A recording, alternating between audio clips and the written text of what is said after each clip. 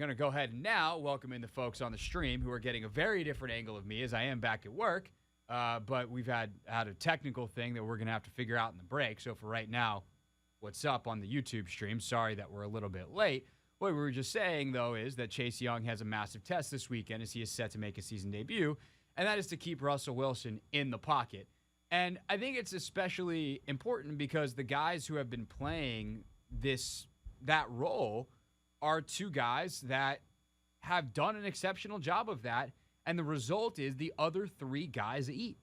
Montez Sweat, John Allen, and Daron Payne have all played extremely well with James Smith-Williams as the fourth guy and Casey Toohill as the fourth guy. And that's, because they can count on the quarterback being where he's supposed to be and not having a leaky opposite side. So with that all said, it's a great weekend for Chase Young to come back and test that discipline. And the upside is he does it, and not only does he do it, he does it at a higher level than Smith-Williams or Toohill, and he makes a bunch of plays and, forces a fumble. Obviously, he's a big, tall guy with a great vertical, explosive leap. Can he bat down a ball or two, tip one that ultimately results in an interception?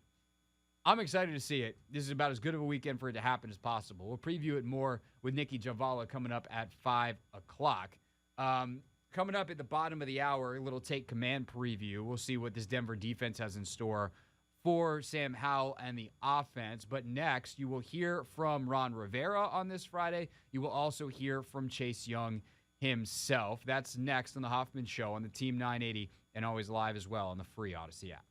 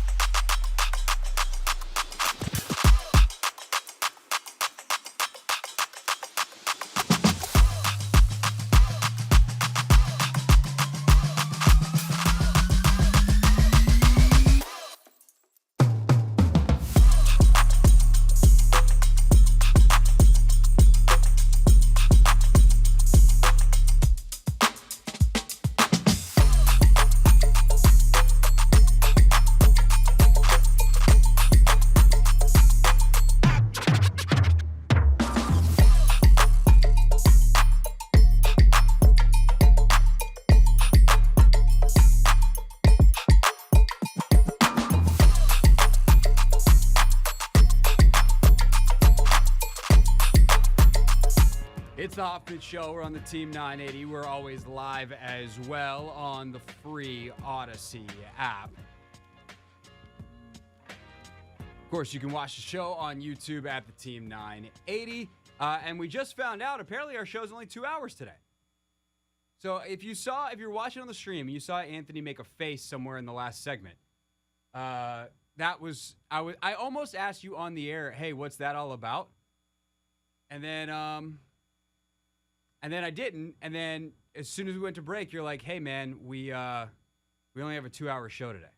Yeah, because I knew Maryland played, but I didn't know the pregame show was going to be at 6. And it caught me off guard when I looked at this clock, and it said the show was from 4 to 6, and I'm like, huh? So, yeah, that's more so on me because as the producer, I should have checked the schedule. Yeah, if you want to take the blame for that. Oh, speaking of blaming people. Go ahead, update it. Yep. Let's go ahead and I guess we just wipe it away. Fine board, got to do that. That's 95? You had a 10-point fine pending. Uh-huh. And so we can just but you still pay for majority of. Okay, cool. So it would have been 55-45 at the time when it went over. And then I have 5 remaining. Yeah, and then so do you get 5 put on now to start the next one, or is it like kind of weird Price is Right rules where once you go over, you're over, and we start again clean? It doesn't matter to me. Okay, we'll just start clean. All right, there we go. We got a clean fine board. Anthony and I will get lunch next week. That'll be delightful. And glad we got that taken care of. Yes. Meanwhile, coming up on the rest of the show, we'll still give you Take Command. We'll give you a little bit. Truth be told, Anthony, I talked with Damon Amendolara this morning for over an hour. Oh my 40 goodness. minutes into microphones, and we had to chop it down anyway. But now that we just have a 2-hour show, we'll just give you the NFL portion of that. And then we'll put the longer version, which includes a conversation about Deion Sanders in Colorado, on YouTube. Actually, we might do that part. We'll make a pick. If you have strong feelings, would you rather hear a little bit of NFL and a little bit of college football, or would you like all NFL? We're going to do that at 5:30, so hit us up. Take Command preview of the game coming up next. Nicki Jhabvala at 5 o'clock live. And then our picks. So that's going to be the show today. And picks got to be rapid fire. Yeah, they're going to have to be really quick. Also, I have lunch that's on the way, and it's going to get here at 4:50. Nice. When the show's almost halfway over. Pretty much. I was recklessly irresponsible in my eating today. What a wacky bit. Okay. Ron Rivera spoke this afternoon, as did Chase Young. And, you know the answer, but here's how it was announced when he was announced that Chase is playing this weekend in Denver. A lot of good things throughout the week, and there's a lot of confidence. Obviously we have to be smart because it is his first introduction to, full contact, full speed contact, other than what he had in practice this week. And he had a very good week. The young man has worked his tail off, and, I think he's done the things that they've needed to see. So that's the real big positive for us going forward. So there you go. Good stuff. Chase Young ultimately is going to play. They're going to have to monitor him. But I don't think that's the worst thing for a couple of reasons. One, again, I like the matchup of the guys that have been playing against the Denver Broncos. Not that I don't think, after watching Max Crosby go to work last week, dude, did you watch the Vegas-Denver game? I watched a little bit of it. I didn't see the entirety of it. So let's just say things did not go great for whoever was trying to block Max Crosby. Max Crosby is nasty. He's a problem, man. Yeah, he's so ridiculously good. And so if Chase can produce any of that, and I like his chances better than James Smith-Williams or better than Casey Toohill's chances, that's a good thing. And Mike McGlinchey is going to have nightmares once again after he just got over his nightmares about Max Crosby. But to me, the most important thing is keeping Wilson in the pocket. I'll say it again.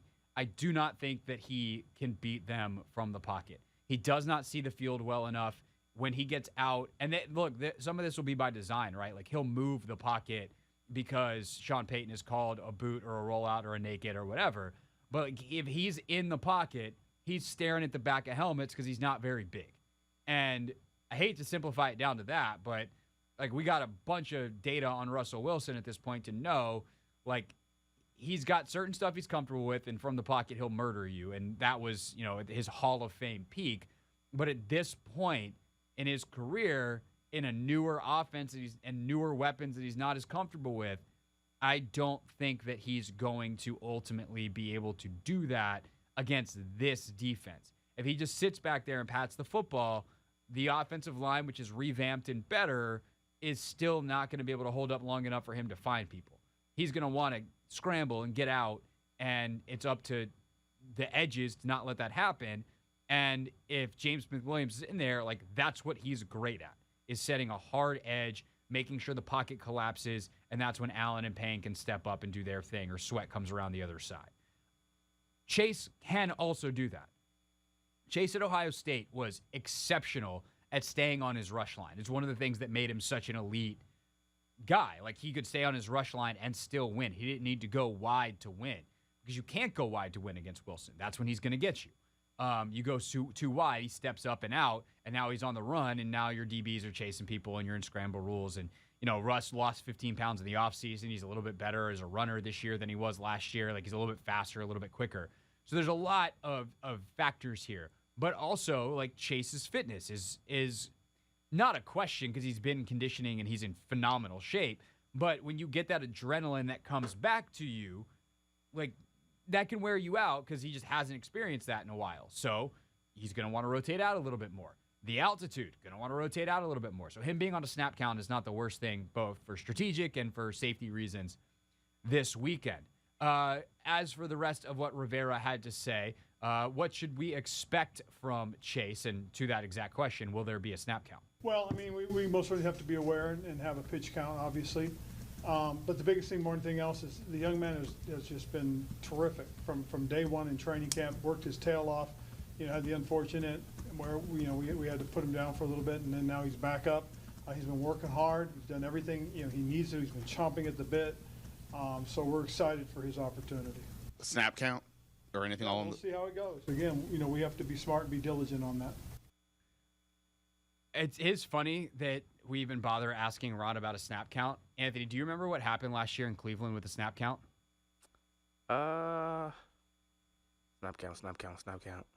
For who? For Chase. He was supposed to have one, and it was supposed to be like 15 snaps, and he blew through it in like 4 drives. Yeah. I was like, okay, cool. He felt good. That's not the point of a snap count, because there's going to be a point where he doesn't, but he was fine. So that was good.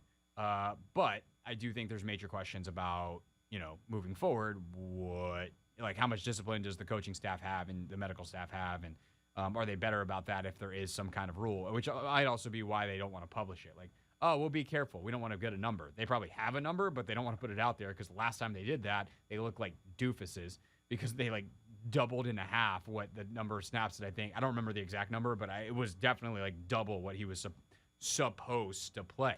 Now, Chase also spoke today, and he talked about not just what it's going to be like to play this week, but how close he was last week, and what that was like to feel like he was going to be able to make a season debut with everybody else in game 1 and then ultimately have to sit out.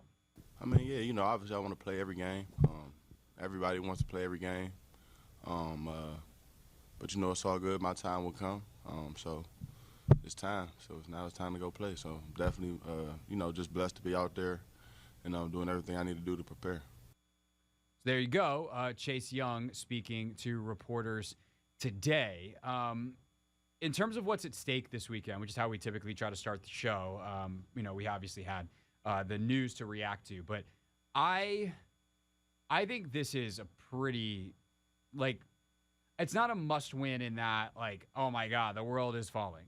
But if you go out and win, and you go out and continue this momentum that you have right now from what Washington football has been the last 2 months, right? This game will be on the 17th, right? Yeah, 17th. which is almost 2 full months to the day of the sale. And all of a sudden, you've gone 3-0 in the preseason after running a professional training camp. The EB stuff is exciting. All of the ownership stuff, FedEx Field is looking better and is getting better every week. And then you start the season 2-0 with Buffalo coming to town. Like, I'm not going to say you're going to be the talk of the NFL, nor should you be, nor is this all of a sudden like a juggernaut, but like that's as good as it could have gone. And at some point, like, it's not going to be as good as it could possibly be. You're going to lose. You're going to have some faux pas. Like, you're going to run into the same stuff that every NFL franchise does. But if you can just keep pushing it out and keep buying yourself goodwill and buying yourself cushion as an organization, nevertheless in the standings, like, what an opportunity. And unlike Arizona, where you are beating a team that you should trounce by the mass opinion, I don't necessarily agree with that. I think Arizona's better than a lot of people want to give them credit for. They are super competitive week in and week out, and I think will be all season. Obviously, we have 1 week right now. But you go out and beat a professional outfit, a Sean Payton coached outfit, quarterback by a future Hall of Famer, albeit one not in his prime anymore. Like, what are all the angry people going to say now? And not that we're in this or they're in this to appease the angry folks, but like, at some point, you just got to look at the data and be like, I don't know. They've had 2 games. They've won them both. That seems pretty good to me. And so this is the opportunity is, I think, what's at stake here this weekend of being able to build yourself a 2-0 start and ultimately setting yourself up to welcome in Buffalo, whatever state they're in, to FedEx Field in what will be an absolutely electric environment in week 3. The Hoffman Show. We're in the Team 980. We're always live as well on the free Odyssey app. Of course, they could also drop to 1-1, and we'll see what kind of panic button alarm, depending on how they play, that would trigger. But I don't want to think about that right now. Could make for a weird Monday. We're hoping for a victory Monday. Of course, be back on then 4 to 7 today, 4 to 6 with Maryland football following us tonight. We are streaming live, of course, on YouTube at the Team 980. Where next you will see, and if you are listening, you will hear a preview from Logan Paulson and myself of the Commanders' offense against this very talented Denver defense for a Take Command Friday. That is next on the Team 980.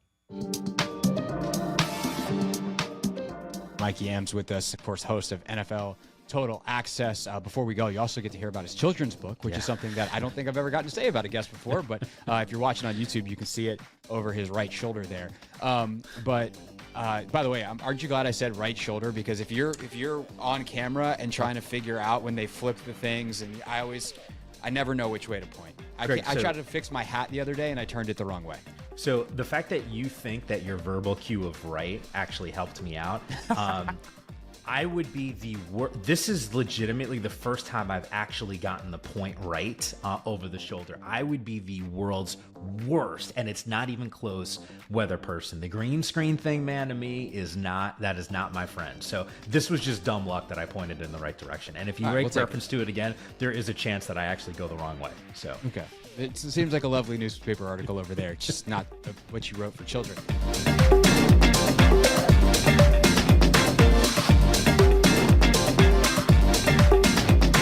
When you're a beat reporter, like Ken confirm, you get a lot of requests to do stuff, and you just hope that they don't suck.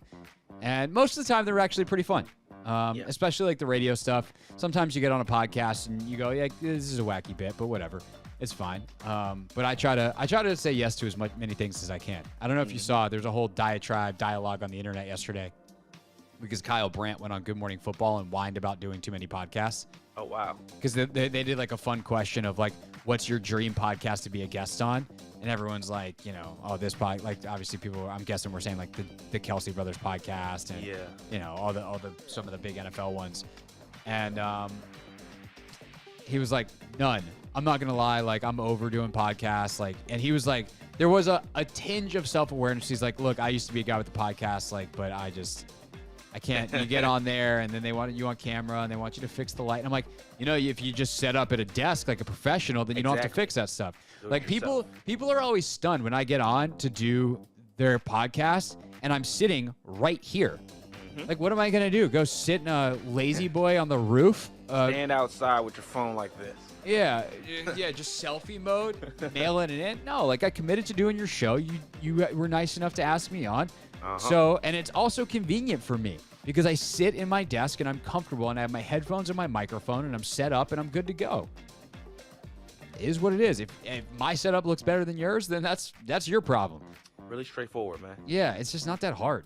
So, but he was whining about it. And I'm like, if you were a guy with a podcast once and you made it to TV, then maybe you should be nice enough because also this industry is cruel and you're going to be a guy with a podcast again in a couple years. And you know what everyone's going to do? Show you this clip of you whining on TV about podcast guests.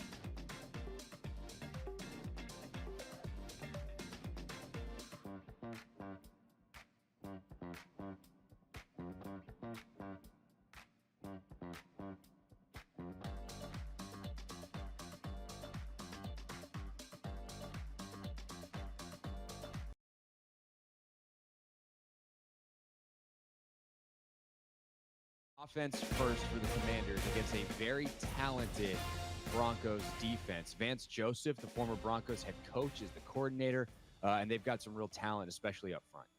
Yeah, I mean, they're talented kind of throughout the defense. Like, it's so funny. Like, when you watch, like, when I was prepping for Arizona, you're like, man, this defense in the preseason's pretty good. And then you watch Denver against against Las Vegas. And it just felt like the speed of the group upticked a little bit. And, it's a divisional game. It's hard to know, like everyone gets up for those games a little bit more.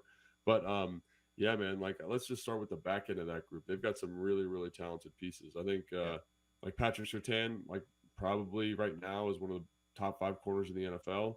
He matched up with Adams from Las Vegas and kind of, I don't want to say shut him down because you're never going to shut him down completely, but was in his pocket the whole day, And then I think that was something that I was a little surprised about is how just dexterous he was with his coverage.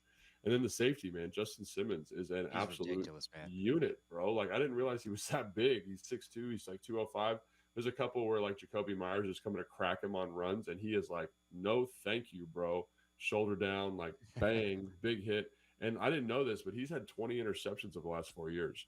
So Makes sense to me. I was playing my franchise mode in Madden, and he had 4 against me. Wow, yeah, you know what I'm saying? So not a good time. So he's a guy that is, arguably he's top 3 safety in the NFL. Yeah, very, very good football player. And so, when you see those two guys, you're like, man, that's a different kind of caliber. Obviously, at the other safety spot is Kareem Jackson. Kind of, I don't want to say he's a good, solid guy, but nothing like crazy. And then the guy that I think for a long time. Yeah, the guy that I think is really interesting is Damari Mathis. So Damari Mathis is the other corner. He's number 27.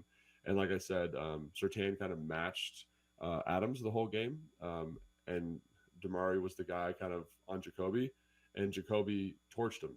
So I look at this team, this offense, and I'm saying, like, how do you find 27 as often and as frequently as possible, especially given the receiver depth? Now, I don't know if Surtain's going to match Terry because, I think they're aware that Terry's not 100%. I think you could see that in last week's game when he's running around. But, man, if you get Jahan Dotson on 27, like, let that man cook. Like, he should catch 20 balls. Like, Demurray's a fine pro. He's a fine pro. But he just doesn't have the coverage chops, and especially if you're going to get all these targets directed at you, I think that's a guy that you could really take advantage of in the back end. That's interesting, for sure. And the one thing I noticed when I watched Denver's game back against Vegas is like they play fast, like they're physical. They're so fast. Even these DBs are all over the place. Even 27s, like he's up in run support. Like they are not afraid. But Yes, Jacoby Myers absolutely cooked, and Jahan Dotson is a lot better than Jacoby Myers. With all due respect to Jacoby Myers, who's a good Dude, receiver. I will say, I don't know if Jacoby Myers went to like some receiver camp this offseason. I've always liked him, but he like Yeah. looked like he took it up. Like there was at points in the game, when you're on all 22, the numbers are a little blurry. You're like, is that Adams? You're like, oh no, that's Jacoby. You know what I mean? And so like they both got dreads now, so they look kind of similar. You know what I'm saying? Yeah, on the fuzzy tape, it's hard to tell apart. Right. And but so like he's a good football player, man. I think he's a perfect 2, and like obviously here we have, Batman and Robin, we got Terry and Jahan. And so like can our 2, like capitalize on the matchup the way Jacoby did, or do they kind of change their coverage structure to match him? Because like in addition to like the back end, I think Las Vegas kind of approached that game with a very, very different mindset than what I would have thought. They got out there in like 21 personnel, 22 personnel, 12 personnel, and they were like, we are running the damn ball. So you did get a little bit easier coverage structure, or more challenging coverage structure, because all of those underneath players are now like really aggressive to run support. So he was on a little bit more of an island. So does EB adopt that, or does he kind of stick with his like spread out approach and say, we'll find these same matchups but from a spread formation? I think there's probably, there's costs and benefits to both, but when you're in that tight formation, it really is like he's by himself. You know what I mean? Like that player's on an island a little bit more. So it'd be interesting to see if they take anything from that Las Vegas. Yeah, Vegas was tight a lot of stacks, a lot of bunches with very short splits. Again, the extra tight ends on the wings, all those kinds of stuff. And, that doesn't exactly play to Washington's personnel strength. They do have obviously Cole Turner and Logan Thomas, but you want to get Curtis Samuel on the field as often as possible. And how are you doing that if you're in 22 and 12? You're not. It is worth mentioning Curtis does have a hip that popped up on the injury report. He's only limited on a Wednesday, which means he's probably playing. He's probably fine. But just worth noting at this point. The question I would have for you on this, though, on the back end stuff when it comes to the Washington offense is, how does, like, if you're coaching Sam up this week and you're like, all right, there's this guy in the back, Simmons. He's going to be everywhere. Sam's never played a safety like this. So how do you coach him up to make sure that, career interception 21 doesn't come against Sam Howell, because Sam just doesn't realize that he's going to be able to fly down from the post or wherever he is and get his hands on a ball? I think there's a couple ways. Like one of the things that I liked about Las Vegas's game plan is the way they would shift. So basically, like what Vance Joseph's defense is, I think at its core, it's a split safety look, right? What they do is they kind of do stuff that is similar to what the Commanders do, where there's not like a strong and a weak safety. So like with motion, you don't have one guy like run with the motion and get set up in a new spot. You just rock and roll it. Like, so you roll down and then you've got the numbers that you want in run support. And so I think what they did is they kind of were like, we're going to make Simmons be the run player. Like, he's a good run player, but he's not, we prefer him there as opposed to in the post making plays on the football. So I thought that was kind of an interesting way to kind of handle that problem. Is like, hey man, we're going to make him fit a lot of runs and he's not going to be able to like get where he's got to go. The other thing is I'd say is, so that's one way schematically that I thought Las Vegas did a good job of kind of dealing with him. I will also say, like, with good football players, you can't really account for it until you see it. You can't really account for the speed, their instincts, until you see it a couple times. And I think maybe there's a good way of kind of saying, hey, like, we can show Simmons a bunch of different looks. We can show him a bunch of different formations, but let's kind of steer clear of his side of the field for the first couple reps until we get a beat on exactly like how he's playing the game. And we can give the quarterback some information and intel and basically be like, hey man, like, this is how he's playing this stuff. We think this throw's there. Let's try to hit this next time. If it's not there, let's hit the check down, and then just remind him that the windows are going to be smaller against good coverage players like that. So don't be afraid to check the ball down. Like we, on one of the sacks when on the interception, from the Arizona game, we both mentioned how Antonio Gibson's like wide open over the ball. And so even though that home run throws there against these better coverage structures against Patrick Surtain, like clock's going off, the rush is there, just check the ball down the back, live to play another day. And then we can go a couple plays and call that same play again when we feel like it's time. So I would say just like, we talked about Sam maturing as a player. I think this is a good game to kind of just remind him, hey man, like you don't need to make every throw. You don't need to make every play. We'll talk about the Denver offense in a second, but they're super conservative, or they were in this game. So we don't need to press as much as you probably think we can play the long game and win a tight scoring game here is what I would say. So just reminding him of that stuff, I think, is the best way to deal with some of these more dynamic coverage players, is say, hey, you don't need to win it every single throw. Take your time. Yeah, you go to the Alex Smith school. You can't go broke making a profit. Right. And then that's the way to go hate on sometimes. Alex. People hate on Alex Smith, but like, he was a good pro for a long time, and because he took won care a of lot of football games that way. Yeah. You know, you can absolutely go broke giving away the game to Justin Simmons. So you know, that's no bueno. Just take those checkdowns, keep it going, and go from there. The other thing that I noticed watching the Vegas Denver game that I think is an area of potential concern is Garoppolo got the ball out really fast. And Denver was not afraid to pressure. Like, they've got some talent up front, as we'll talk about with Clark and Gregory and some of these guys as rushers, but they also will bring pressure, and they'll do it. Like, there was one that they went, you know, probably a 7-man pressure. I didn't go back and like rewatch it, but it was a 0. I think it was a 3rd and 1 or something like that. Well, I was going to say on a 1st and 10. Oh, was it? They had one on 3rd and 1 as well. Yeah, there was like a 7-man. It might have even been an 8-man pressure on 1st and 10. And you're like, what the hell? Who does that? And so Vance Joseph will scheme some stuff up. And Garoppolo, who this is kind of what has kept him in the league, is super smart and is able to decipher that stuff. He also has one of the fastest releases in the NFL. Yeah. So he gets the ball out, where Sam, obviously last week, that was an issue, holding the ball a little bit too long. And that's just naturally going to be an issue for a younger quarterback. The recognition is not going to happen as quickly because he doesn't have the file that Garoppolo has. So again, like, if you're coaching up Sam / scheming up for Sam, how do you try to prepare him to get the ball out quickly without, you know, falling into his own blitz and throwing a pick that way? Well, I think that it's so, like, for example, let's talk about the front a little bit in conjunction with the split stuff, kind of set the table. So they're a 3-4 structure, very similar to Arizona, right? They're built a little different. I'd say they've got kind of like these more athletic bodies inside, you know, as opposed to traditional 3-4 where you get the 330-pound 4-eye, the 360-pound nose, and they're in there just crushing double teams. These guys are a little bit more athletic, so they can do some more stuff, you know, and they play a little bit faster, like you alluded to, right? The first thing I try to do is just get them out of that base structure. You know, I don't want them in that structure as much as possible. Like, so I'm saying, like, because like all their blitz, most of their blitzes came out of that structure, right? And one of the reasons that structure is so good for blitzing is because if you think about it, 3-4, and this is going to get really football nerdy, so just hold on to your horses here for a second. So they are a 3-4 base personnel, but they get into 4-down structures with the 3-4 personnel. So what they call like a 37 front, for example. So where they would shade the backside 4-eye to a 3 technique and move the nose to a shade on the front side, right? So they kind of just change the spacing, which is very challenging for unfit. So if I'm EB, if I'm a coach, and they can do all this different stuff, because, you know, like Wade Phillips he's from the Wade Phillips tree, and they do a great job of kind of using this 3-4 personnel, changing the fronts. And as an offensive player, especially in the run game, it becomes a little bit challenging identifying and targeting some of this stuff. So I want them out of that. And the best way to get them out of it is get into like 11 personnel, spread it out a little bit.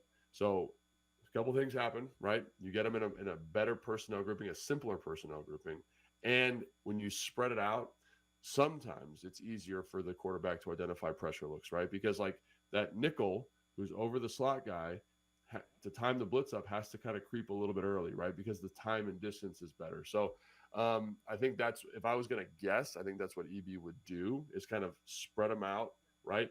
Limit kind of the confusion of having like a tight box. But I do think there are advantages to both. Like some people, like we just talked about, like when you tighten the box up, you get better looks at the one-on-one matchups on the perimeter. So there's pros and cons to both.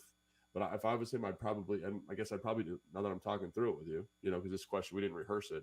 I'd probably do a little bit of both. I'd probably be like, hey, man, let's get in this in heavy and throw. Let's get in 11 and 10 and run the football a little bit and kind of give Sam some answers in terms of how he can see some of these structures and simplify the structures for the offensive line. I'd also probably go a little bit of tempo. You know what I mean? Again, because it's harder for the coordinator to call in stuff from the sideline. And they go fast anyway. But those are some things I'd probably really key in on this week and be like, hey, man, let's see if we can emphasize these points a little bit to kind of make it easier for Sam. Because you're right. Like we talked about the front, those two linebackers inside, I think one's name is, let me look it up, Singleton and Judy, or it's kind of a funny name. Jewell. Josie Jewell. Yeah, Josie Jewell. There we go. Are Old JJ. Excellent. Singleton was excellent in this game, just in terms of scraping and fitting runs and fasties and coverage windows. Like, he was awesome. He was awesome to watch. And so having those two guys inside, again, kind of coupled with the back end, like, you got to I think you got to just try to either spread them out, or you got to say to yourself, we have a more athletic offensive line than Las Vegas, so we can get to those second level blocks a little bit better. So I'm just really curious to see how they solve this puzzle, especially given that EB is so new as the coordinator. Like, what are his tools? What are his plans? Like, and I was talking to Fred and Santana, and we were like, man, it was a little simple in terms of like pre-snap stuff, you know? And Fred immediately was like, he probably doesn't want to put too much on the quarterback. So how much do they add this week to kind of say, hey, Sam, like, this is going to really help us, and see if Sam can handle it. So I think this is really compelling for all of that stuff. You know what I mean? But yeah, like, in terms of the blitz question specifically, I think you probably see him just knowing what EB's done so far, spread it out a little bit and see if you can get some tells pre-snap. So two things. One, it is worth mentioning that EB is very familiar with Vance Joseph because obviously he was the head coach in Denver previously, and Kansas City, Denver, divisional rivals. And so they saw him 2 times a year.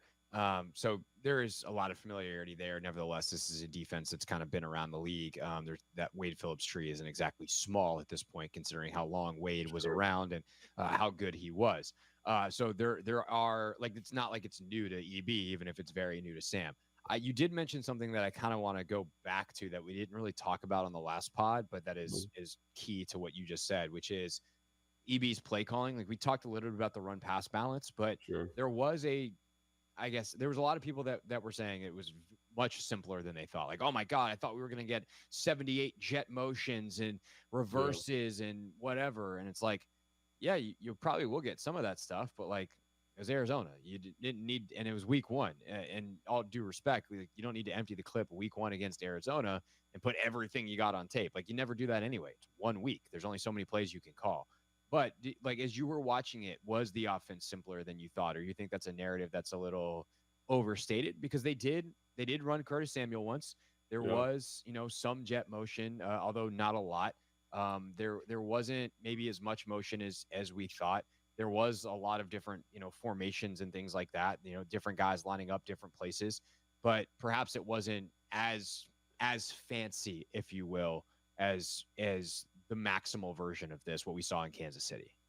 And what I would say is I probably agree with that to a certain extent. But what I will say is I felt like it didn't negatively affect the drop back passing stuff. I actually thought the drop back passing stuff, when you watch the All-22, was pretty clean, in terms of windows and throwing lanes. And that defense, that Philadelphia defense it's not Philadelphia, but Jonathan Gannon's defense from Philadelphia, they tend to play simpler coverage structures, right? It's like kind of they give you underneath stuff. And I thought they pressured and simulated pressure a little bit more than they would traditionally. But at its core, it was that. So it's just about really finding those open spaces. And you're not going to manipulate it the same way.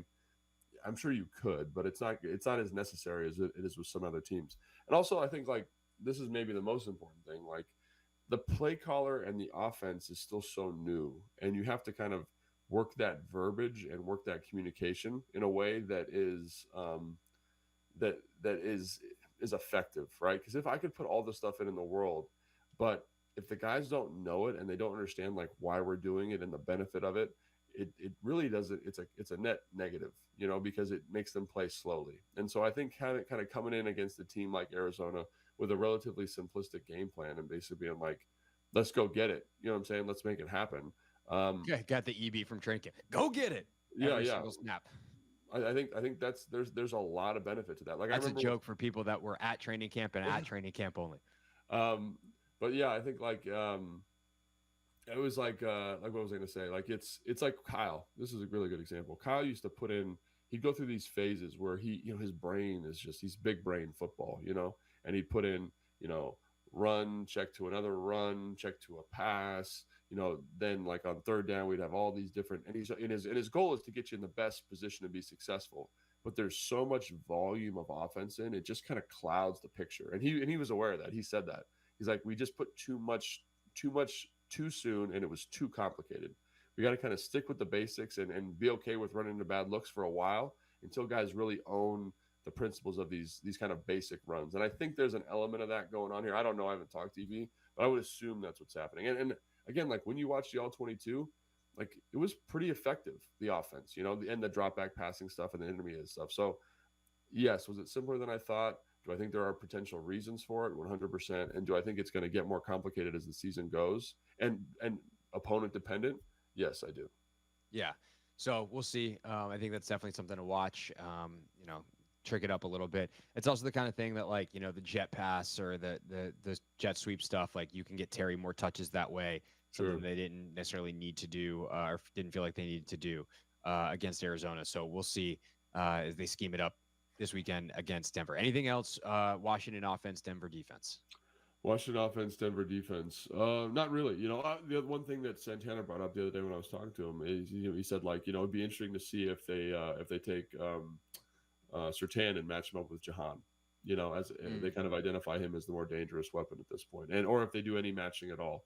But I think that's something to keep an eye on, is how they decide to play this receiver group with their secondary. Because if they do play in a specific way, like that's a matchup in terms of Jahan on 27 or Terry on 27 that if I'm EB, I'm looking to exploit. I was gonna say, if I am Bieniemy, please Lord put Surtain on Jahan, not because like I'm like, oh yeah, take Jahan out because Jahan's really important to this offense and Surtain's great and can kind of do that to guys, but disrespect Terry and see how that goes. The way that dude competes, and he's gonna get some balls.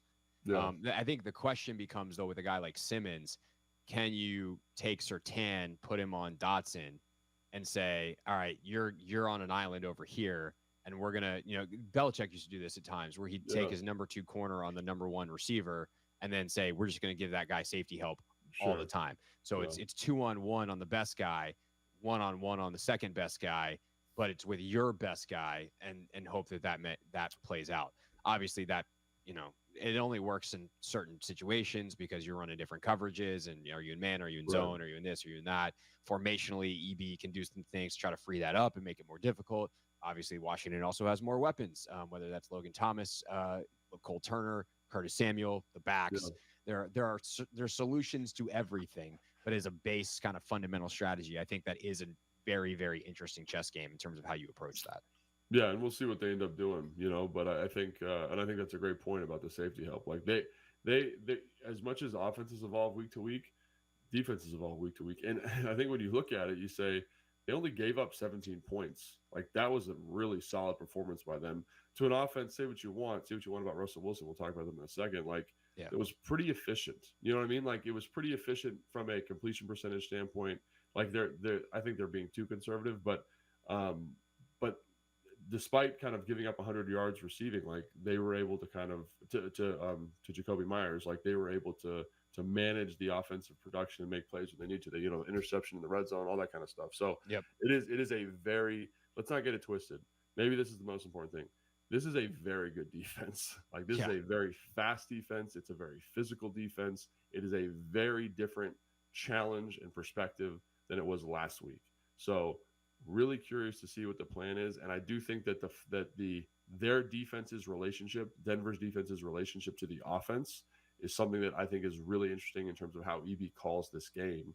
Because when the other offense is a little bit conservative, does EB get a little bit more conservative and say, let's make this a defensive special teams game more because of some of these concerns about some of the pieces they have in the back end, for example.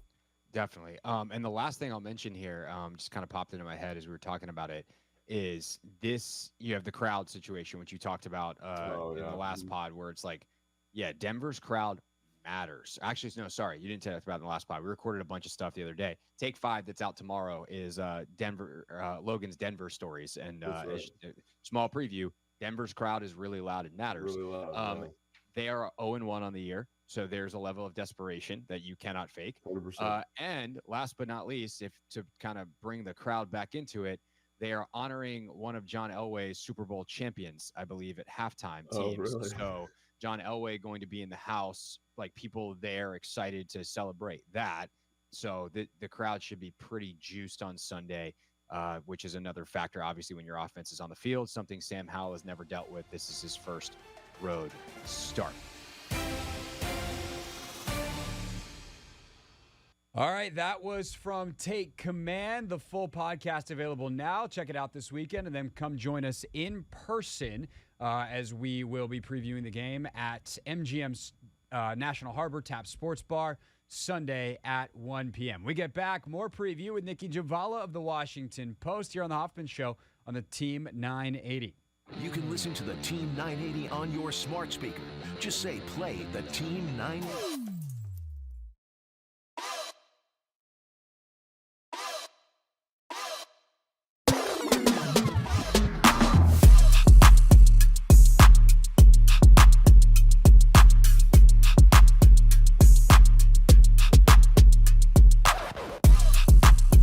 Say what you want about Jake. Like, this is speaking from my personal experience. When I got to play the last half of a preseason game, I knew I was going to dominate that son of a gun. Because there's a lot of dudes out there who don't play football, who aren't going to be playing football here in 3 weeks. And you can get after those guys. And I think there's a little bit of that going on. And I will say this team and the depth of this team also supports them at a really high level. Like, that third string offensive line did a great job. The third string wide receivers like Bryson Tremaine, Tinsley, name your guy. Those guys are good football players that deserve a shot at playing in the NFL. They've got guys that are good around him. And usually that's not the situation with a third quarterback, so they don't look as good. But here, that they did a great job of insulating him and supporting him, and he had a good performance. I'll even put Fromm's name down over here in this other column as guys that we would like to keep on the practice squad, and we'll see 100%. How many we wind up with. I mean, there's no doubt about it. That's a guy you want in your program, you want in your building. Like, there's no doubt in my mind that's what you want.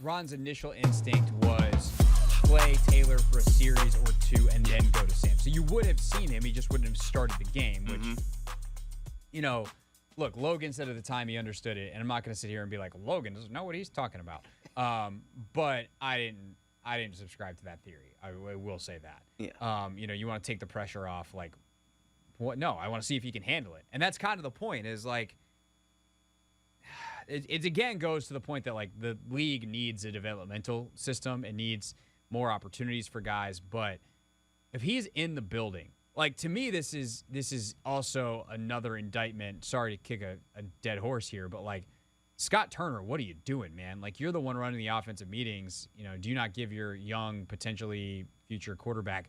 But it also goes to he's a fifth rounder. Like, how much you really invested in that guy? It's just, the thing is, like, sometimes things can be frustrating without anyone really being wrong. And I don't want to beat up on Rivera for being honest and open, because that does not incentivize him to keep being honest about decisions that he makes. Mm-hmm. And I, as someone who would like to know the truth, as a journalist / I think no fan wants to be lied to, like, I want him to keep telling the truth. Unfortunately, I think this truth does not reflect particularly well on him. I think he knows that, but it is a data point that if I'm Josh Harris, I'm considering as I look into the future. I'll put it that way. I think that was a fair, not too harsh take. I think it was perfect, to be honest. Perfect take. I did it again. Hey, look, not a lot of people can do what you do, Craig. That's why you got to listen 4 to 7 each and every day. Some days we can't even get the sound on. Same show, hour and 45 minutes later. Yep. Perfect takes. Yes.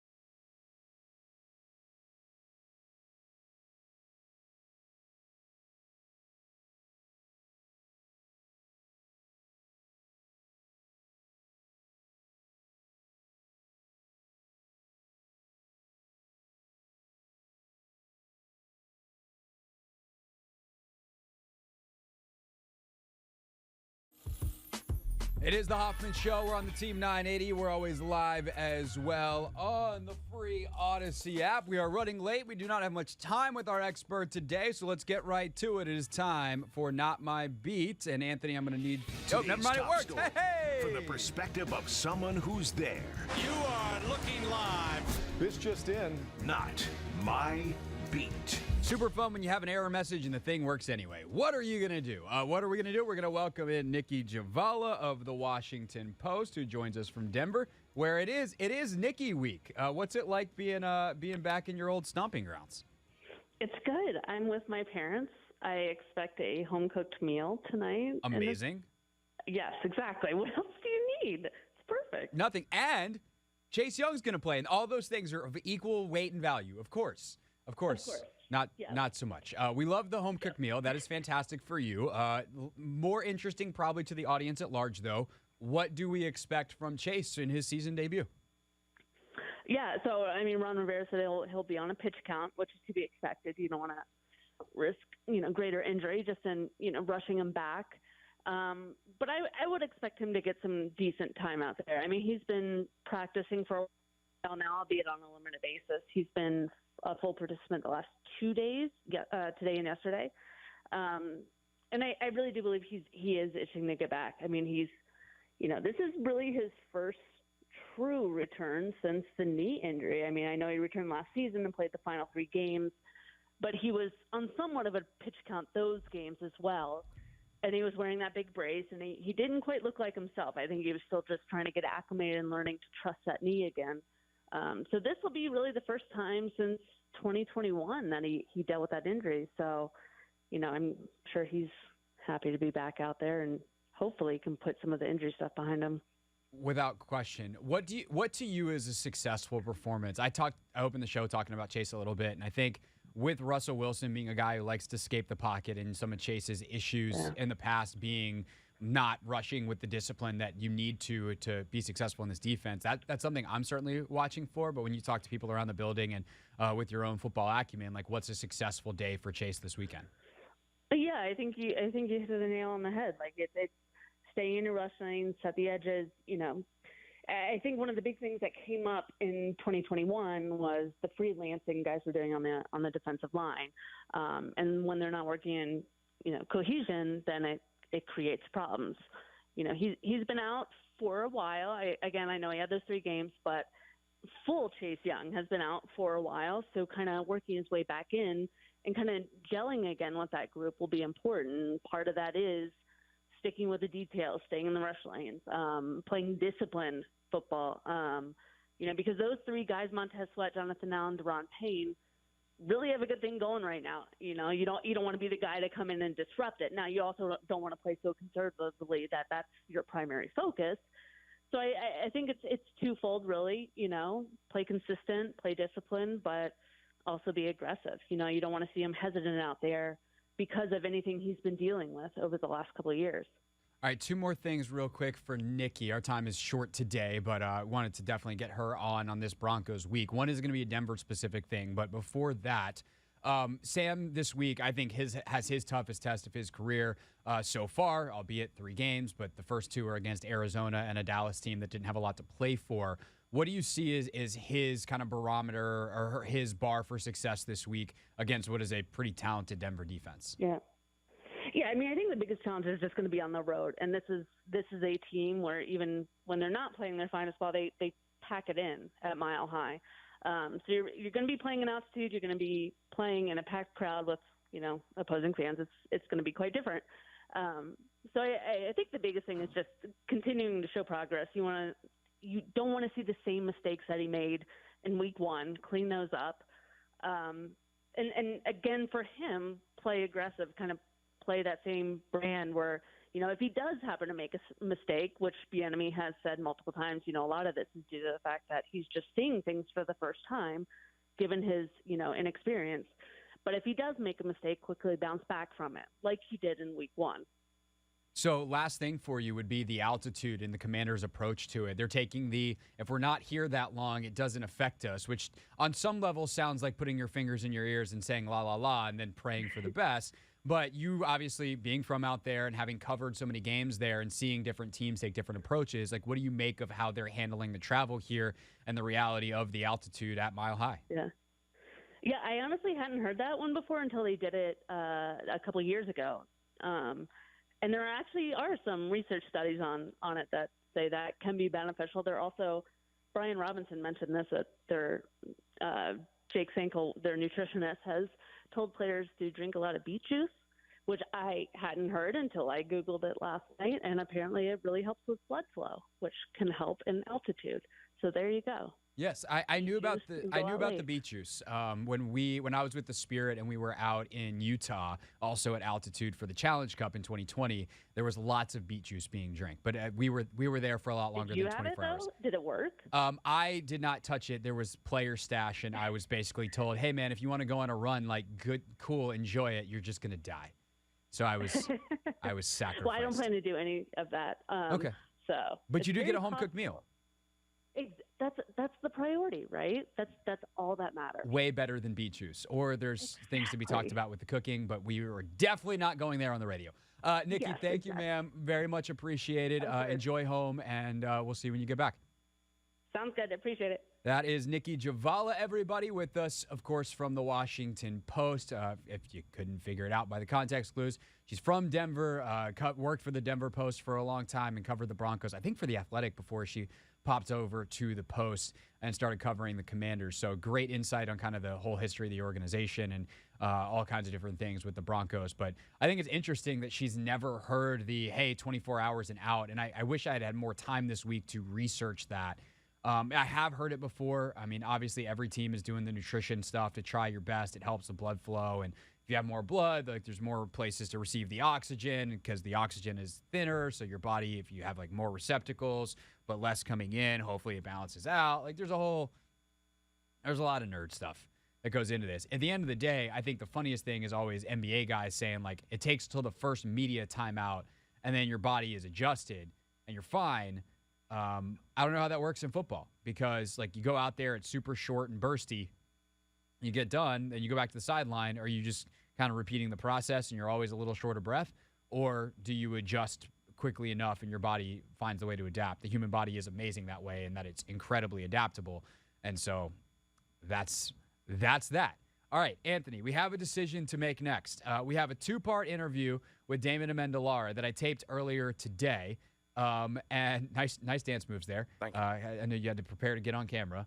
Here we go. But we got 2 parts. We got a full NFL part, which includes some thoughts on last night's game, the fumble rule, and I think some Aaron Rodgers-y stuff. Or we got part 2, which is other wider NFL thoughts and some Deion Sanders college football stuff. So I want you to think about it, and in the break, you're going to tell me which one we're going to play, and then we're going to play one of those for you next. It's the Hoffman Show. We're on the Team 980 and always live as well on the free Odyssey app. And by the way, our picks at 5:30.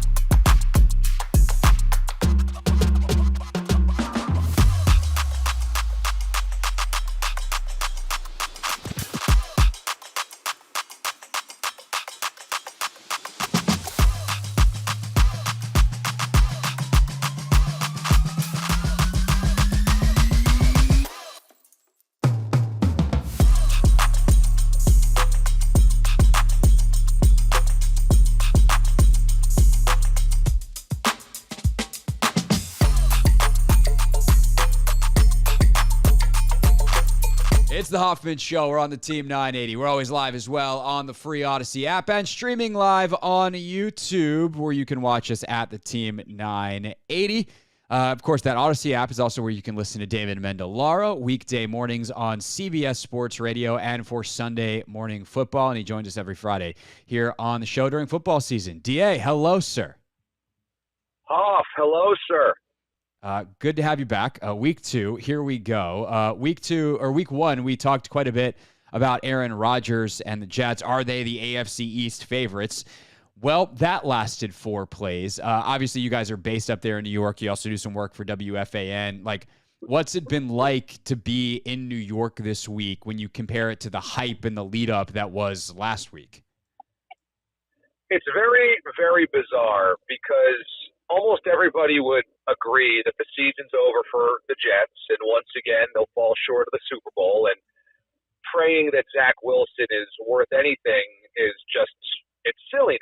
And yet, I think because Jets fans were so invested emotionally and they had finally allowed themselves to dream, they are not mentally ready to give it up yet. And so there's been a lot of twisting and turning of logic this week of, well, the defense was so good on Monday and they found a way to win a game they don't normally win. And, well, you know what? If Zach is a year older and he learned something from Aaron Rodgers in the offseason, and they're talking themselves into the season's not over, they can make the playoffs. And I just am walking through the hallways in my building or listening to it on Sports Talk Radio going, you got to be kidding me. The season is so dead, is so over that they just can't accept it. So I don't know when reality will set in. I would assume things become more stark and more realistic if they get hammered by the Cowboys on Sunday. So, yes, obviously, I think anybody, because I'm by no means a Jets fan, have many tortured cousins who are, but I am by no means a Jets fan. And I still look at them and go, if they can keep Zach Wilson's impact to a minimum, which is hard for a quarterback, but like Breece Hall is real good. They have Dalvin Cook. Their defense is still good.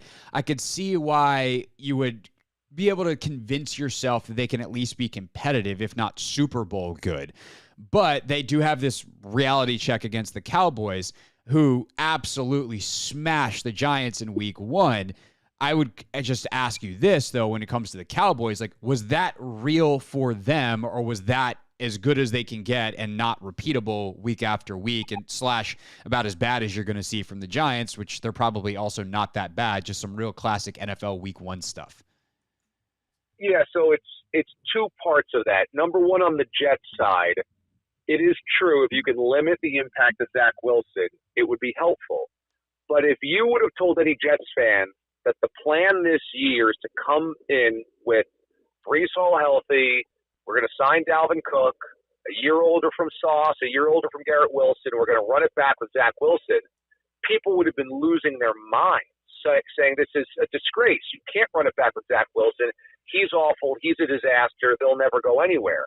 So now suddenly to present the same exact recipe and think that, well, you know, they might not be that bad, just shows you that it's a failure to accept the reality.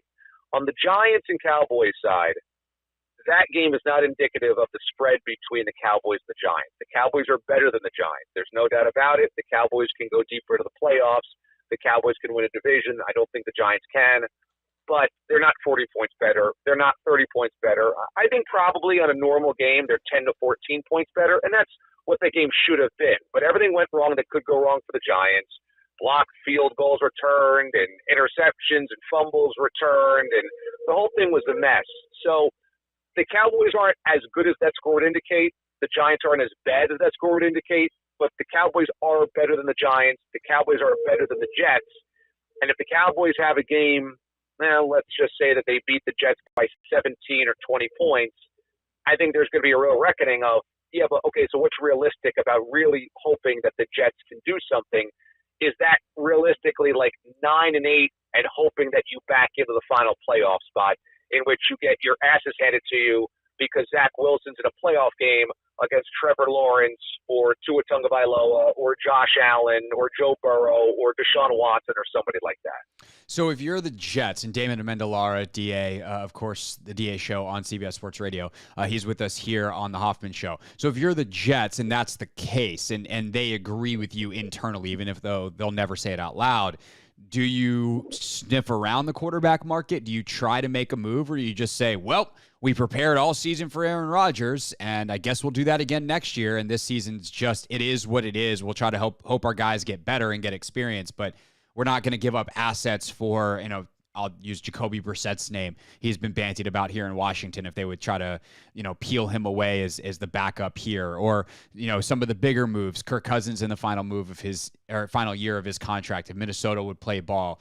whether it's a low end, a high end, but something that's an upgrade over Zach Wilson, would you even bother?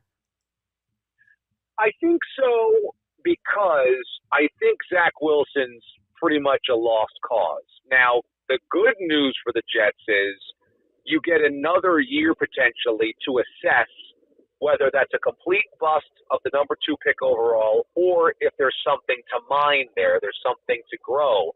I don't think there is. I don't think his career is over, but I don't think he'll ever develop into the 2nd overall pick or a stable, solid Pro Bowl caliber franchise quarterback. But you do have that chance again to see, and it's a really good team around him.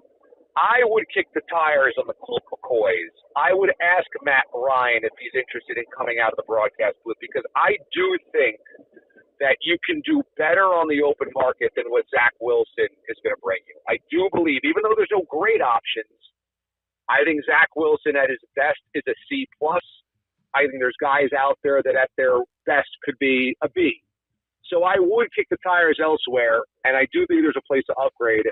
And I know that Matt Ryan seems like stale bread, but, 2 years ago for the Falcons, he threw for 3,500 yards, 20 touchdowns, a 65% or 67% completion percentage. He was not terrible. Last year the Colts went awry, but how much of that is just dysfunction of the Irsay, last year Frank Reich, etc.? I would ask if Ryan was interested, because I would know that I would get a really good professional in the building as well if it wasn't working, and there's going to be kind of no downside in terms of his professionalism, his preparation, his intelligence on the field. That makes sense. And when he was on with us this summer on Take Command on the podcast, he was very clear. He's like, I am not retiring. I'm doing the broadcast thing for right now, but we'll see what opportunities come. So Matt Ryan, even though he's in the booth with our boy Catalan on CBS, is available for actual quarterbacking. DA, of course, the DA show on CBS Sports Radio with us here on the Team 980. So back to Cousins and the Vikings, presuming that he stays there, which I think he would. You have to offer something crazy to peel him away when they think they can be competitive, but they're not going to be competitive unless they can hold on to the football. Can you remember anything quite like these first 2 games for a team where you have like a really good team who's competitive that just shoots themselves in the foot with this much regularity? It's ugly, but I don't really think the Vikings are very good, to be honest. I mean, the Buccaneers are not very good, and they went to Minnesota and won that game. Last night against the Eagles, that really was a 3-touchdown game in the third quarter that should have never closed a 1-score game. The Justin Jefferson fumble in the end zone certainly changed the context of the game, but it was an Eagles team that was not playing very good football in the first half either, and I don't think that had a lot to do with the Vikings. I thought it was kind of sloppy play once again for Philly until they kind of got on track in the third quarter. So I think the Vikings are a 6 or 7 win team anyway. And yeah, when you give it away, you give yourself almost no chance, because their defense isn't very good. Cousins has a ceiling. And, last year was very fluky because they won all of those 1-possession games. And that rarely, if ever, happens. And when it does, it usually evens itself out the next year. So let's talk about this Justin Jefferson touchback situation. What do you like the rule as it is? No, of course not. It's illogical. Okay. How would you what if you could rewrite or at least have input on the competition committee? What would you like to see there? Yeah, last team that holds possession gets the ball where possession was last held. So if Justin Jefferson goes out, well, if he fumbles the ball at the 5-yard line and it goes out of the end zone, Vikings retain possession of the 5. If the defense picked it up at the 1 and scored it out, that's where they would get it. So I don't quite understand how the pylon is the difference between possession and 20 yards of football. To me, it's insane watching people bend themselves in pretzels, just the like Simone Biles level of mental gymnastics to justify this rule. Offensive players would throw the ball down the field. No, they wouldn't, because if the ball lands inbounds, it could be recovered by the defense, and that would be bad. Also, if they do it on purpose, there's this penalty called illegal forward pass that is has serious repercussions for your offense. That would not be good. And by the way, players reach for a first down on the sideline, and if the ball gets knocked out and goes out of bounds, you know what they do? They put it back where it was fumbled, and the offense maintains possession. I just don't the last thing you said is to me the most pertinent thing, which is I don't understand why the pylon is this magical thing that adjusts the entirety of the rule. If you have possession, you cross it, it's a touchdown. Yep, it's magical in that way. Cool. We don't need to give it extra superpowers. It just is so nonsensical, and I do not get how it is not as straightforward for everyone as it is for apparently the two of us. Well, I wonder what the spirit of the rule is. I mean, obviously it's been instituted this way since the dawn of football. What is it protecting against? Allegedly, it's protecting against players like intentionally, like, hey, you're close to the goal line, you better hold on to the football. And scoring a touchdown is hard, and they think that players will try to, like, fling the ball at the pylon or something. But if that's the case, if you lose possession prior to the goal line, then that wouldn't be a touchdown anyway. Right. So let's just say, like, there's a big traffic jam at the 3-yard line, the dog pile or whatever. You realize your momentum is stopped, so you kind of thrust the football over into the end zone. That wouldn't really do anything except just give you possession where you'd be tackled anyway, which would be the 3-yard line. You just put it back to. So there must be a reason that this was instituted this way, kind of like a punt. You punt it away, it goes to the end zone, obviously, but a punt is giving away the possession intentionally. I'm not quite certain why the rule makers made this part of the fumble part right. of it. I don't get it, because, like, in the middle of the field, if this happens, right, like to your point, let's say there's a scrum that happens, and whether it's in the end, let's even put it in the end zone, right? So, like, middle of the field horizontally, not vertically. There's, on a tush-push play, Hurts fumbles the ball. Jason Kelce falls on it in the end zone, but Hurts fumbles it at the 2-yard line. They don't get a touchdown, right? Like, I'm not misremembering how that works. The ball goes back to the spot of the fumble. Yeah, correct. It's always where you lost possession. I guess if you fumble the football out of bounds, it's where the ball went out of bounds. But yeah, I mean, there must be a rule that we're missing, or a reason behind the rule of what this protects against. But it doesn't. In actuality, it doesn't really make sense that possession should flip with that type of the play last night with Justin Jefferson. No, it is very, very, very silly. All right, glad we agree there. DA is actually going to stick around with us, so a little bit more with DA on some NFL topics and a dip into college football as well next at the Hoffman Show on the Team 980 and always live on the free Odyssey app.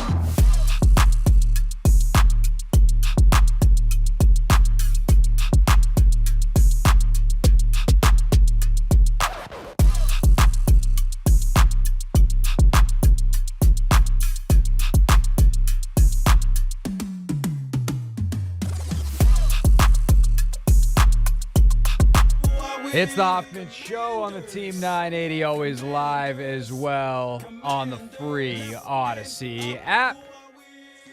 Man, technology and I are having some real fights today, Anthony. You're just over there dancing, having a great time. I'm over here drowning, bro. No, you really are stressing.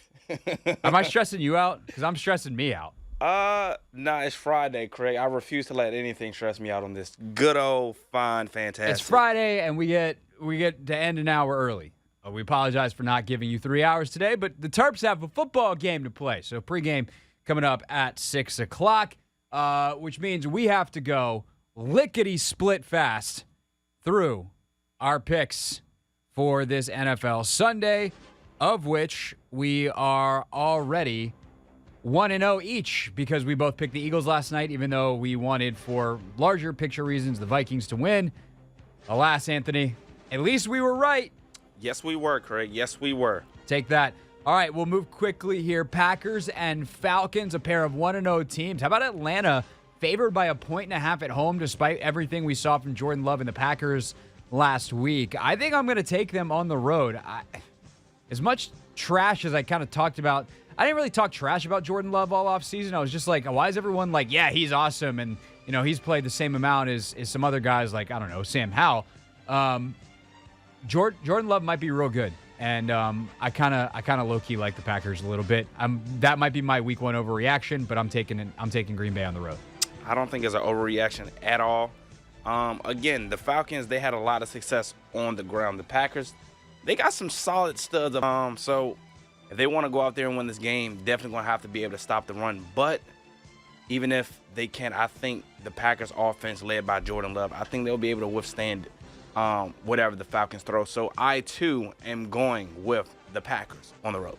Okay, that scares me because you did make a note in the rundown of the historical record. Anthony last year in week 2 was 4-11, while I went 9-6. One of the worst game picks weeks ever, so the fact that we're on the same page is moderately terrifying.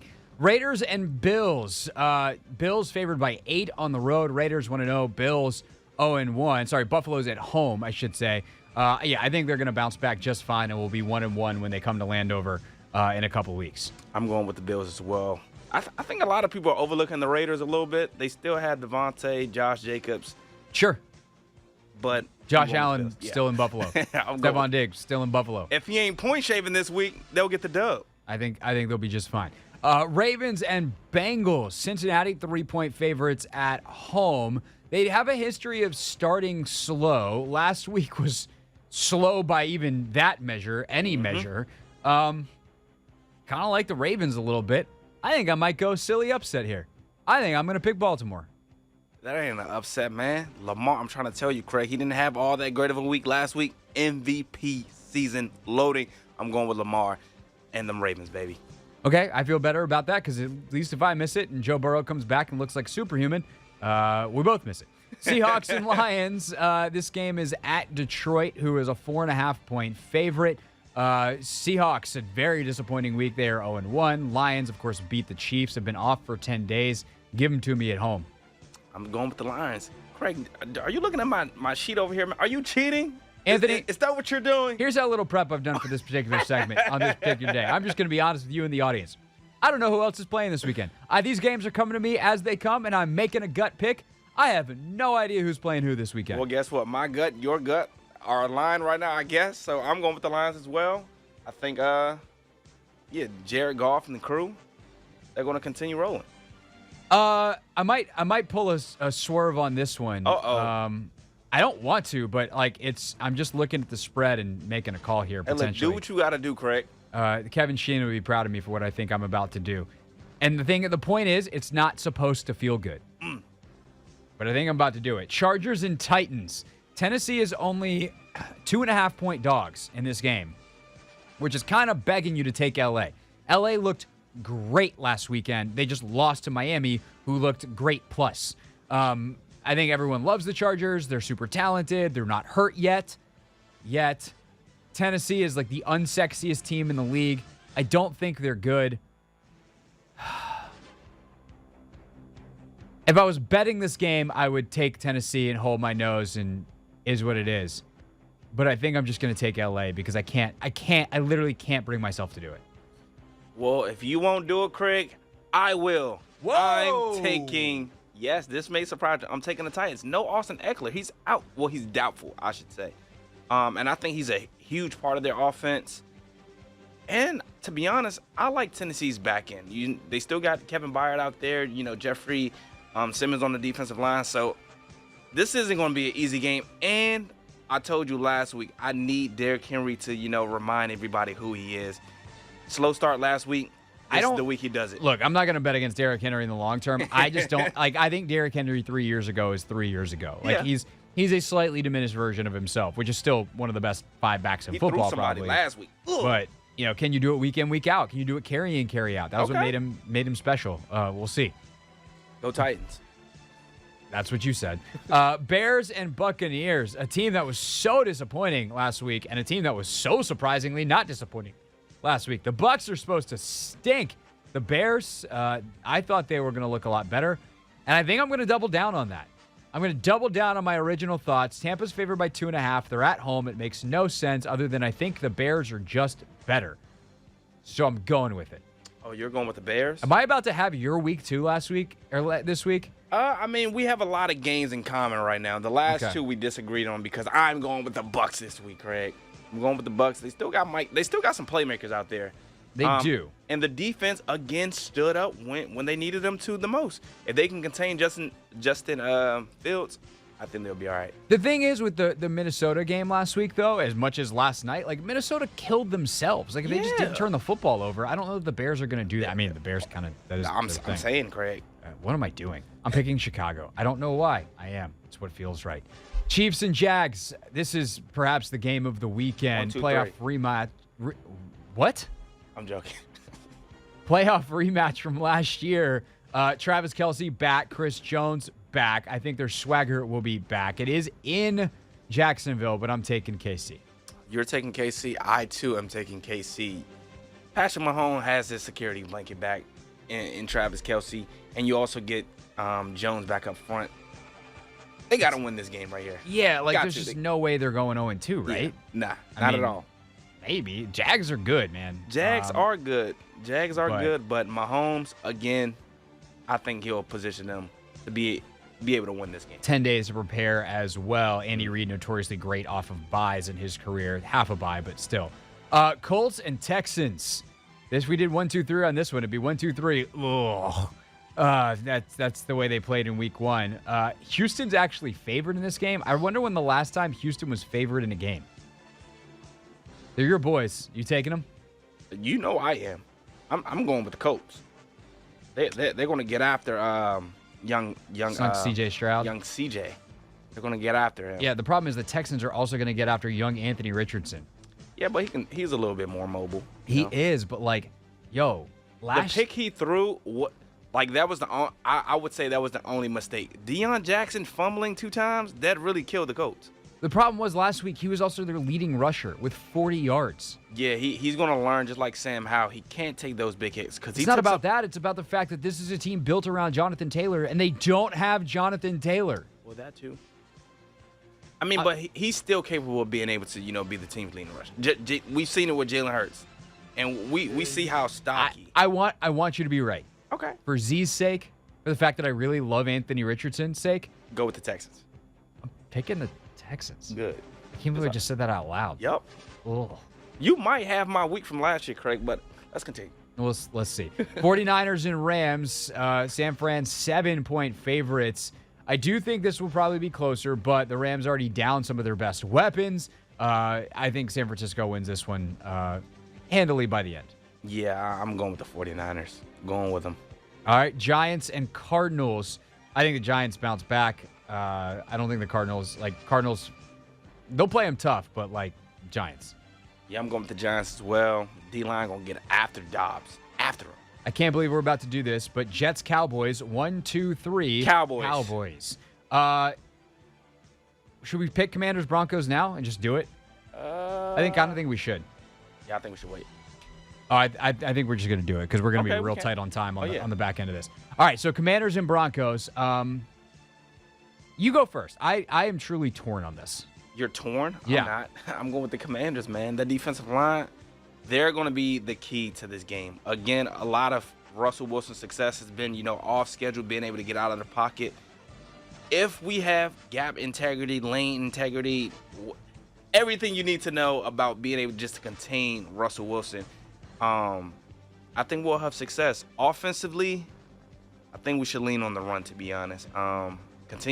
Pick up where we left off last year. We do need to, open up some more lanes, but I think we should be able to lean on the run to set up the pass. I kind of think they will, and I think that will actually help Sam. Some of the play action game and some of the deeper shots might be there this week. I'm terrified of Justin Simmons. Yes. And again, Kareem that Jackson might be. too. Yeah, he's good, but only one of them picked me 4 times on Madden.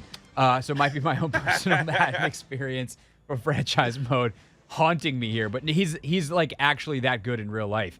I don't think he'll get 4, but I mean, he is for a young quarterback that is moderately terrifying. Sam's first road start, but I just don't think Denver's explosive enough. So if Washington can put up 17 again, I think they can win. Mm-hmm. So I'm gonna go Commanders 17-14. Ugly. You're going Commanders 17-14. I'm going to go Commanders 24. I'm going to go 24-13. Okay. That's a big win. Let me write down these scores too. Yeah, in case we have a tiebreaker or something. Yep. All right, sure. All right, Dolphins and Patriots Sunday Night Football. Then we got the dual Monday Nighter situation this week. This can be a 1-2-3 situation as long as you're cool with it. Dolphins and Patriots? Oh, yeah. 1, 2, 3. Dolphins. Fins up. Okay. Saints and Panthers, the first early game on Monday night. This is the ESPN2 game. Then there's an ABC game that is Browns and Steelers. So they kick off an hour apart.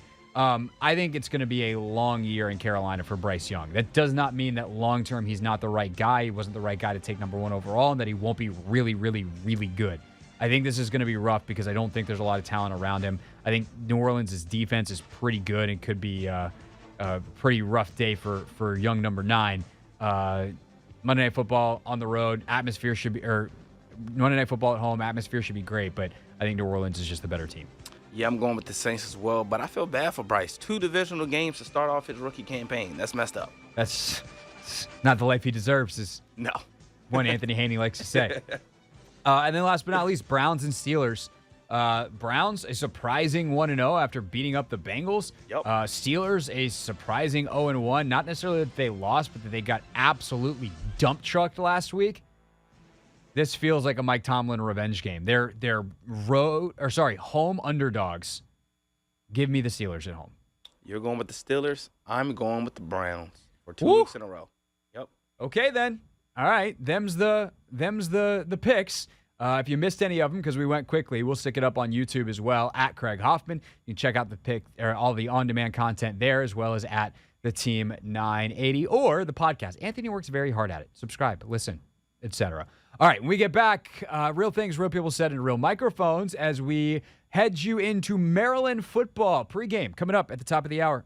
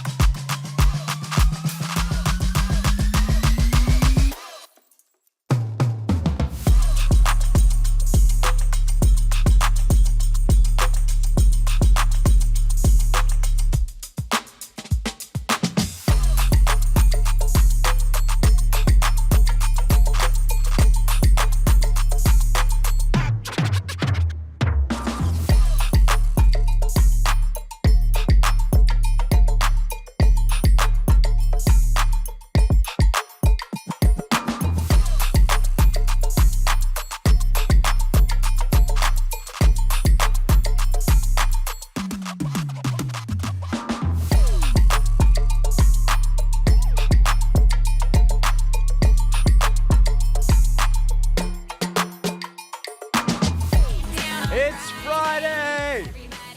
Hallelujah. What a wacky freaking week, man. I'm here on a Friday.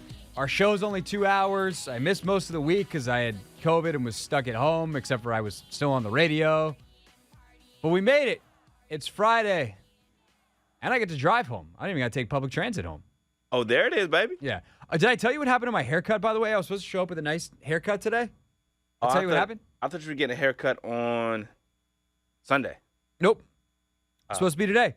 Oh, and apparently the appointment I made was for next Friday. So I showed up and was like, that sucks. Is there anybody available? And they're like, not right now. And I was like, okay, see you next Friday. Shout out to my guy Eric at the Bearded Goat who was willing to try to squeeze me in, but it wasn't feasible. Have you ever tried cutting your own hair? Only during COVID. Oh, how did that go? It was fine. I just did the sides. I left the top. I was about to say, did you hit one of these? Like, no. It was Eric literally sent me clippers. Like he FedExed them to me.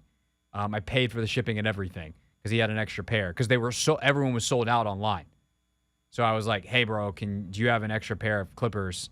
Or actually no, I was like, what should I get? Most things are sold out. Like what's a good one? Because I think we're going to be stuck in this quarantine thing for a while. And he's like, I have an extra pair. If you pay for the shipping, I'll send them to you and then give them back to me after this nonsense is over.